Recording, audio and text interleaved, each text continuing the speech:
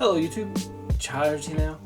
I've got another awesome topic to talk to all of you about, and that is the Seoul Subway Pass or T-Money Pass or the Climate Card, whichever one you want to choose or whichever one you want to call it. This is something that I really wanted to discuss and talk about for a little while now. I know that I mentioned the Climate Card briefly, or a little bit, a while back, but I wanted to go into full detail, full scope, because a lot of things have changed, especially with a bunch of different passes, and I think that this is probably still something that I see a lot of foreigners struggle with which one to buy, why you should buy it, or which one matters for what kind of trip you're coming for, whether you're coming as a tourist or whether you're coming here long term, right? So let me break it down for all of you, which pass you might actually need, which pass you might actually want, and what the benefits are of each one. So let's get into it. So let's talk about the Climate Card first. This is the Climate Card, or the Go Seoul Climate Card. This is the pass that I currently use, which I think has the best bang for your buck. Now, this card is both physical and mobile, but I'll explain the mobile version later because it can be a little bit complicated. This pass, though, is a little bit more recommended for people who are staying here a bit long term, and I'll explain also again why. But first off, what does it include? Well, you can kind of see these icons at the top that they kind of highlight for you. It includes bus, metro, boat, and bike. The boat and bike, though, are kind of a separate payment / attachment to the card. The basic foundations of the card are for the bus and metro. Now, basically what this card is it covers unlimited rides for a certain period. So you can hop on the bus, hop on the metro, hop on, hop off, hop on, hop off, as much as you want without paying any extra for the maximum range of 30 days, right? So let's kind of go through this in detail. So some things that some people might not know, because I don't know if they've fully taken a look at the website. So the Seoul Climate Card is, as because of the name, only in Seoul. So if you try to go other areas outside of Seoul, which Gyeonggi is probably the closest area, it will not work. However, they do have two highlights here.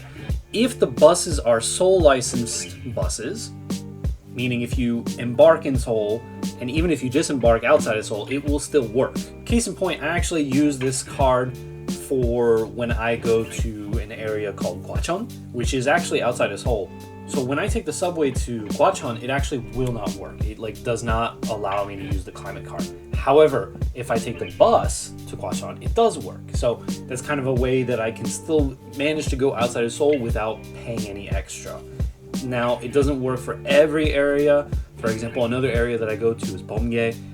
I can't actually use the Climate Card in that case. Even if I try to use the bus, there is no way in that area. So try to keep that in mind. Now, I know most people traveling here are probably going to stay within Seoul, so this might actually not be an issue for you, but good to know regardless. Now then, if you're trying to use this Climate Card, this does cover all subway lines except the Shinmunang line, which is the red line on the map when you're taking a look at the Seoul Metro map. But they are listed all here. Basically, if you're just going to the common places that a lot of tourists go to, you won't have to worry about it. Now then, let's break it down by pass types, which they do, again, have down here. So the typical pass is at 62,000 won, and there is a different price for the mobile version, which I'll break down as well.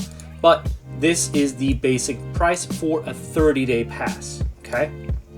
Now then, if you want to include the bike, you can get at 65,000 won, or if you want to include with the boat, it's 67,000 won, or if you want to have all, it'll be for 70,000 won. Now, there's a reason why including the bike might actually be useful, and that's because I see a lot of people struggling to rent the Darongi bike if they don't have it included with their pass. If they try to pay with the Darongi using T-Mobile, it will not work, and you'll have to go through the Darongi application, which is a little unfortunate. So if you feel like you're going to ride a bike, just pay the extra 3,000 won. It'll save you a headache later. Now then, there are short-term passes, as you can see here, and it goes up to 7 days. It is odd that it doesn't have a 4-day pass. I don't know why there's no 4-day. It just kind of skips from 3-day to 5-day, but this might actually be useful if you're only here for a week, basically. So that's 20,000 won for unlimited rides. However, you cannot use the darangi or boat for these short-term passes. So do keep in mind how long you're actually going to be here. Another thing to keep in mind is that these passes do activate as soon as you buy it. So as soon as you pay, it will be activated. And you can choose the day that it activates as well. So let's say that you come in tomorrow, for example, on the 9th, but you feel like you're not going to be traveling that much. You're going to be mostly walking that day. You're probably going to take the bus once, so you want to save the money for a little bit. So then you can pay for the pass and have it activate the next day on, for example, the 10th or the 11th. I think you can choose up to 5 days in advance when you want it to start. So there is that to think about. Now then, the mobile pass. So you're going to have to actually download this application, which is the mobile T-Money or T-Money Mobile. This is the Korean version, but there is an English version for foreigners to be able to use, no problem. There's actually a very big reason why you'd want to use the T-Mobile online version for this card, and that's because you do save money. The saving money though is only for the 30-day pass, which is what I use. So when I use my phone to tap everywhere to use the climate card, I actually pay 55,000 won, not 62,000 won, because there's a discount for downloading it on the phone. Plus, you don't have to worry about losing your card because you have to pay to get the card. The card itself costs 3,000 won, and then you have to pay for whatever time you want to do it. So there's an extra fee involved, as well as a physical card that you might lose. Hopefully you don't, but could happen, right? So getting the mobile version is very, very, very good. However, the mobile version discount, again, only applies for the 30-day. So unless you're only going to be staying for 7 days, it might not be necessary unless you just don't want to carry around the card, or if you want to just have the other features, which again, you can use the mobile app version, but it might be simpler to use the card version. So it is up to you which version you want to use more. I think using a card is fine. It's just that you got to go physically pick up the card, pay for it, and then also additionally pay for the whatever days you want it for, or whatever services you want it for. What is nice that they did recently, not too long ago, is that you can now use your international cards to pay for this, which is something that they didn't allow before. So if you're worried about whether you can pay using your card back home, there's no problem. You can use your card back home to pay for the climate card, and you can even get refunds on these cards if you choose so. The refunding must be done in person, not through the mobile application. You can also recharge these cards if you feel like, oh, I'm actually staying here longer, I'm going to be using the metro a lot longer, 3 days is actually not enough. You can recharge these cards basically at almost any station. So as you can see here, inside subway stations, Seoul Metro lines 1 to 8, line 9, Uisinso line, Shilem line, and Gipokgon line. Now, to my knowledge, originally there wasn't every station that had it, but I think they have now included, so almost every station on these lines exists, or there is a kiosk for you to recharge, which is very, very, very nice. Another thing that you should really take notice of is this thing here. I don't know how many foreigners actually tap twice, but you really need to make sure to tap twice. I can't stress that enough. You tap on the bus, for example. If you go to the front of the bus, you tap on, and then when you leave, there's another little tag where you can tag when you get off. Same thing for the metro. You tag to get in. That one's a little bit simpler because it won't let you in unless you do tag, but it won't let you out unless you do tag. So that one's kind of obvious. But the bus one, I think some people might actually just get off and think, oh, I already tagged and it's fine. No, it is not okay. It doesn't matter what pass you have. Please always tag when you get off. And if you don't, there are some penalties for this. Now, if you fail to do this like one time, it's okay. But if you do it twice, they will not allow you to use your card for 24 hours.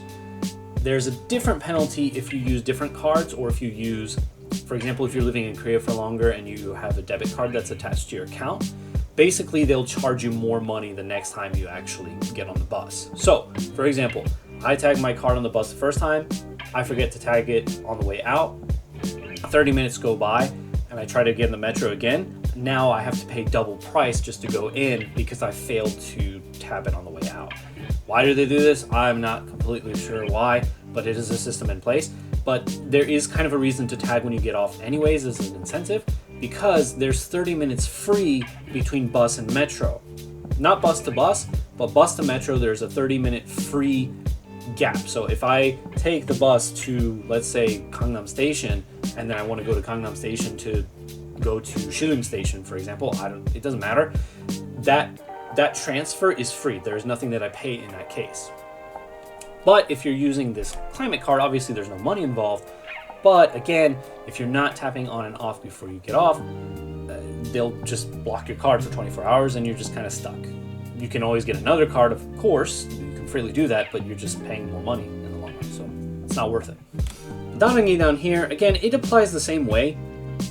Once you actually pay for the type pass, right? So, for example, if you pay for this Darangi, there will be different options that'll pop up on the application. It'll ask you, do you want to do just the basic pass? Do you want to do the pass to the Darangi? Do you want to do the pass to the boat? It'll go through these options and you just select the one that you want. Once you select the one that you want, for example, the Darangi, basically you'll just go back to the T-Money Go application, which, as I mentioned, is this one, and there will be a bicycle app to check out. And I'll show what that looks like in a little bit so you can know what I'm talking about. And the best part is you get 2 hours of use. The normal hour time is 1 hour. So getting 2 hours of use is actually really, really, really good. So for the price of 65,000 won, you get to freely go on metro and bus and have the Darangi for 2 hours on top of that. And that's just not a standard 2 hours. That's 2 hours all day, every day, as long as you have the card available and up and running. So that's really good. Then down here we have the refund amount.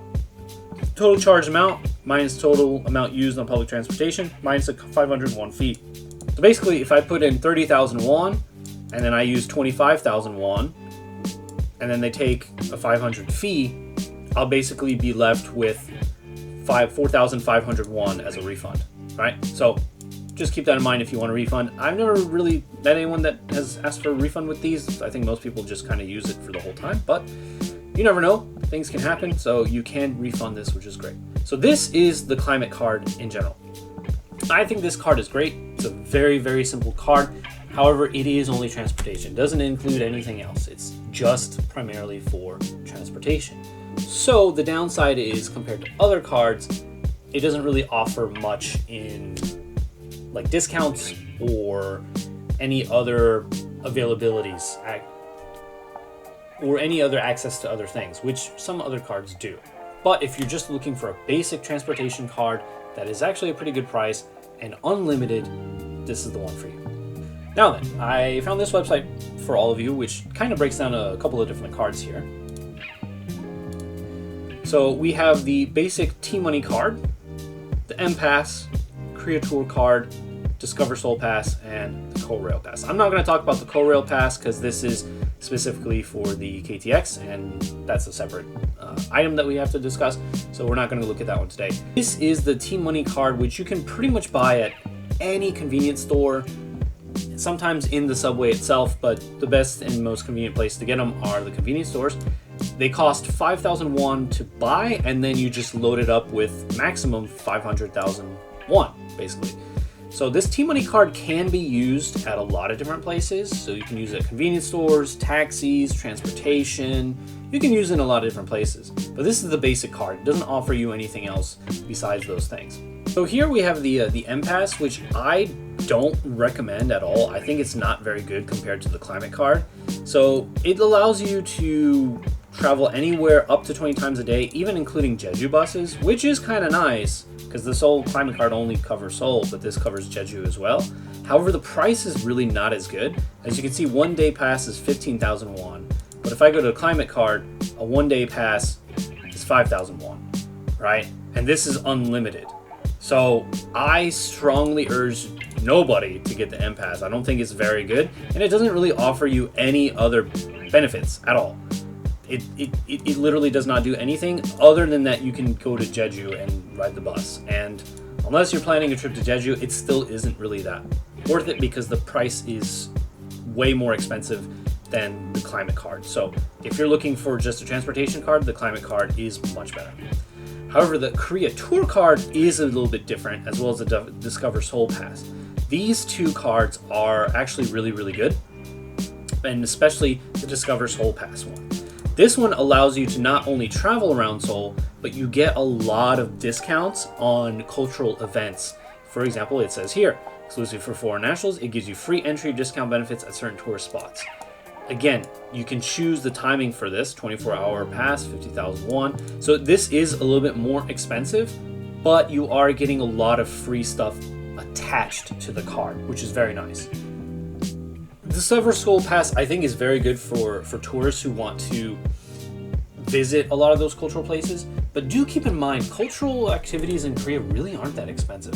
Gyeongbokgung is only 2,000 or 3,000 won for entry. It's like dirt cheap to go in. And that's the same for a lot of places. Either they're free, very cheap, or on certain days, for example, the last Wednesday of the month, in this case, in May 27th, all cultural places are free.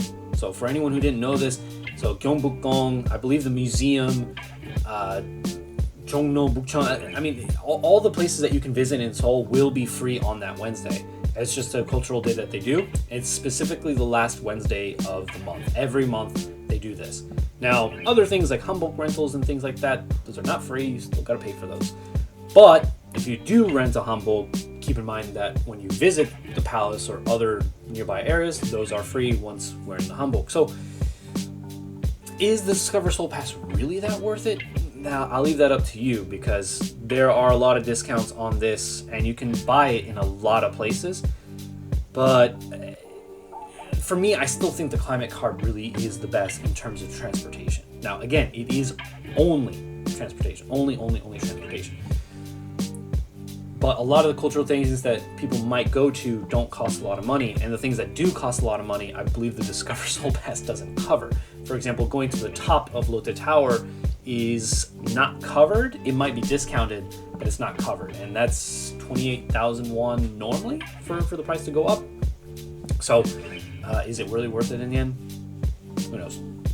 I'm just here to tell you what passes exist.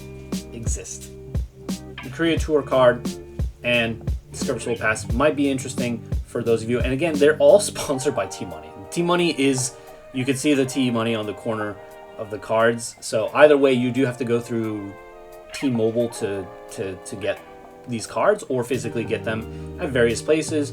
They say convenience stores, mini stop. For example, you can buy these ones at any of the convenience stores, the airport. I would recommend just buying them at the airport once you come in. Same thing if you buy offline, airport, convenience stores, DDP. So some of these actually have a lot more places to buy them. The Climate Card is a little bit limited in where you can buy it. It's mostly convenience stores. And then if you take a look over here, this is the T-Money like English version.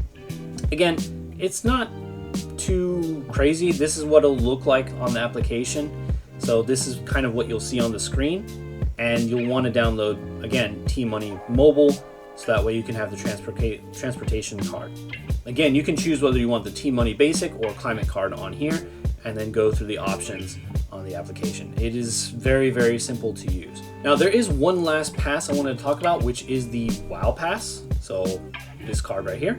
This is actually a very, very, very good card. I'll just kind of break through the general information of this. But basically, the WOW Pass card allows you to use it as both a transportation card, but more importantly, you can use this as a card to pay for anything in the country. You can see the supported currencies down below.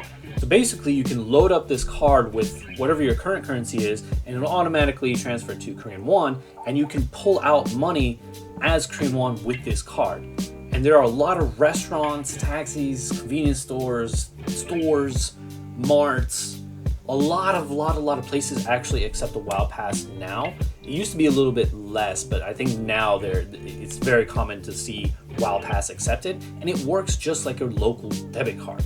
That's the main primary service of WOW Pass. I think it's such a genuinely an amazing card to get if you're worried about either carrying cash all the time or worried about high interest rates or bank fees with using your card back home, or maybe worried about getting locked out because your bank's freaking out. Oh, why are you spending all this money in a different country? Blah, blah, blah, all that stuff. Whatever worries you might have. And it does have a mobile application as well where you can manage the money. And there are machines mostly in the big areas like COEX, mostly big tourist areas where you can top up at the machines as well. So this WOW Pass is absolutely incredible, and I highly recommend getting it as you enter at the airport. Now, this pass, unlike the other passes, I don't believe you can get it outside of the airport. So if you do plan on using this card, do absolutely make sure to get it at the airport, whatever airport that you end up coming in through. Even the Busan port, you can buy it there. So for those of you who are traveling from Japan via boat to Korea, you can get it at the Busan port as well.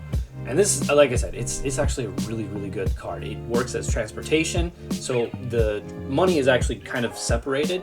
You can put money for just transportation, which is the T-money part, and then you can have money for your payments, basically, whatever you're buying, food, gifts, items, things like that. So it does work a little bit separate. And in case you do lose this card, you can suspend the card just like a regular debit card and make sure that nobody uses it, and then get a new card later, or just pay through the mobile application. The only downside is that you might lose the T-money money.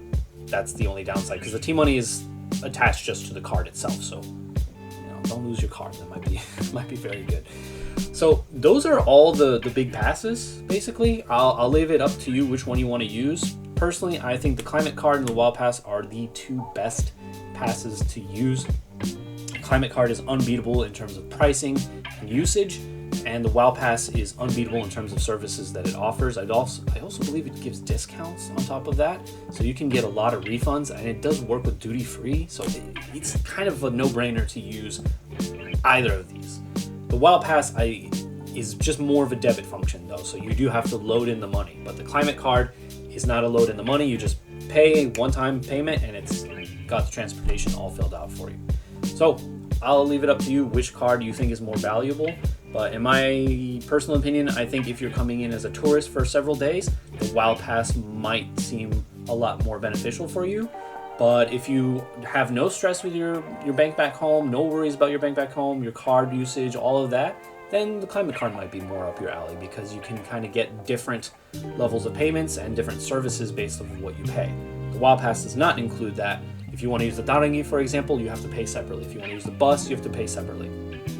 And again, for those of you wanting to use the Darangi, you have to go through the Darangi application, not the T-Mobile application, unless, as I said before, you paid for the package. Otherwise, just download the Darangi application, click the foreigner one, and you're good to go. Now for the boat, you can get tickets in person at various locations like Jamshir, Yoinaru, Mapo, Tuksum. I believe Tuksum has one as well. Don't quote me on that one. But at various locations, there will be boat areas. Yoinaru is probably one of the biggest ones, and you can just buy a ticket there. There's no problem, and you can choose your location as well, where you want to go. So if you're not worried about using the boat multiple times, don't get the boat option on the Climate Card. It's really not worth it. Just ride it once and you'll be fine. Now, one last thing I wanted to give an update on, because I actually didn't know about this until I looked it up, which is very cool. They actually have a new subway map exclusive for foreign residents. It is all in English, and I think this is actually a pretty good application, because it does give live service of like where you are, where you're going, and it does tell you all the transfers as well. And it's actually, from the layout of this application, it's very, very, very nice, very, very detailed, giving you stuff nearby on top of that. Now again, Naver does do a lot of these things. The problem is that Naver can be a little odd to use when using English. It's primarily, obviously, for Korean. And if you know enough Korean, I think Naver is better still. But if you are coming as a tourist, this Seoul subway map will be a lot easier to use. Basically, all you have to do is search Seoul subway app, and it should be the first one to see on either Apple or Android. So I think this is a very good application for those who are probably confused with the subway lines. And again, this is all in English, so that's also nice. However, I do realize that maybe not everyone does speak in English, so sorry for that. I don't think they have other languages available, so Naver might be your best option in that case. But again, it's just a new application to use. Great for tourists, but if you're planning to live in Korea, I don't recommend this application. I think, again, your best bet is Naver. Although Google Maps does exist in Korea now, which is nice, but I actually never use Google Maps because the layout doesn't look good and it doesn't work. In my opinion, it works fine, but I still prefer using Naver. It's a lot more accurate, a lot easier, and more comfortable to use. But I've also been using it for 7 years, 8 years now, so Google Maps really is not my cup of tea anymore for Korea travel. One last thing before I wrap up this video. Now, I mentioned the T-Mobile application. There is a separate application called T-Money Go, and that's the application you're going to want to use for the 다른기, basically, and I'll show you what that looks like in a little bit. And here's my screen. This is the T-Money Go application. If you launch it up, you can see a lot of Korean, but on the top right corner, there's the little bike. You click on that icon.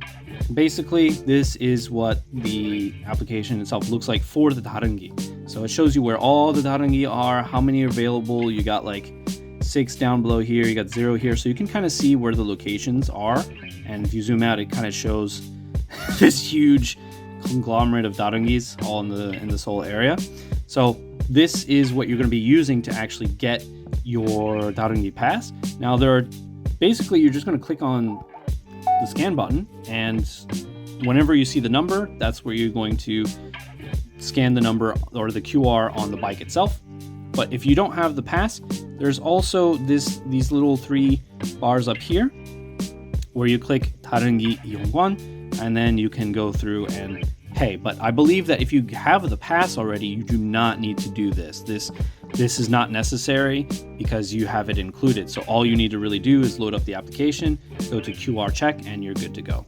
So hopefully that helps with figuring out how to get the 다른기 through the T-Mobile application, because it is odd that they didn't just put everything in one application. I don't like that they did that. I have to download the T-Mobile application and the T-Money Go application just to use the 다른기.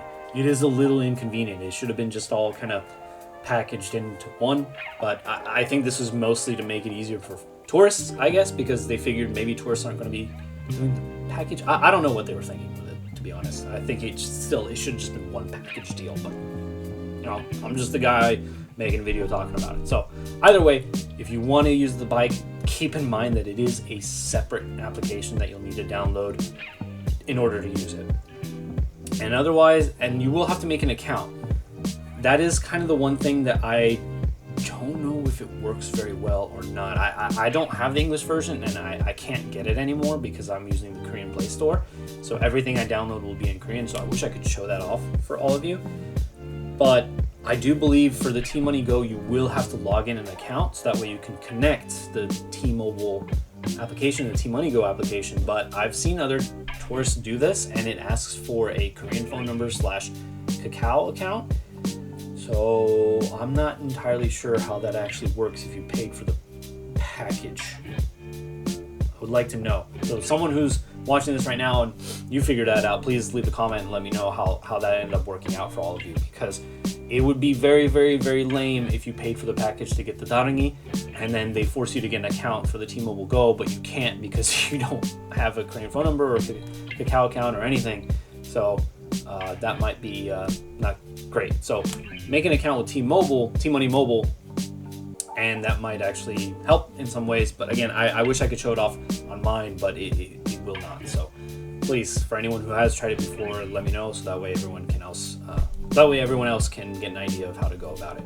Otherwise, that's pretty much it. YouTube, that's everything I got for the passes. That's all the details for the passes. So whether you're coming here as a tourist or coming here long term, those are all the passes that you might need. Now again, for those of you staying long term, you could use your bank card, which I did before, but if you're traveling a lot within the city, it's not worth it. The climate card really does save you money in the long run, especially if you get the mobile version for 55,000 won. It's a very, very, very good purchase. So hopefully a lot of you visiting have a lot more knowledge now and know which card to get. And as always, if you have questions, please let me know, leave a comment, and I'll be happy to explain in more detail if there's something that was a little bit confusing.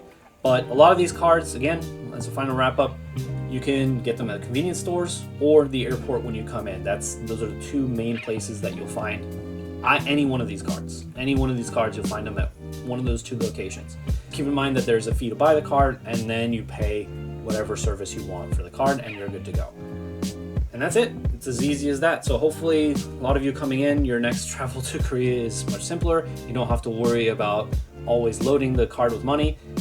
Again, I think to make it easier, just put the maximum days, right? If you're gonna be here for 7 days, make the card for 7 days. That way you never have to go to a kiosk. You will never have to go.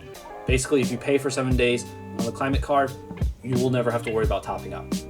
If you're here for 9 days, though, that might be a little different, and the Wild Pass might be a little more beneficial, I guess.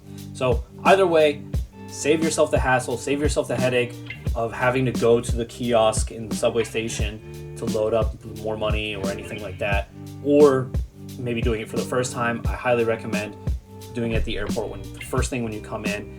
If you come in at an odd time, then go to the convenience store and have the person help you out there as well. That would be the best bet. So as always, YouTube, thanks for watching. I hope you enjoyed today's video. I hope it was informational for all of you. And I want to leave you with a little snippet of next week's video. I got this beautiful item. This is premium grade ginseng. This ginseng, among other ginsengs, we will be trying next week for another awesome video. Peace out, YouTube.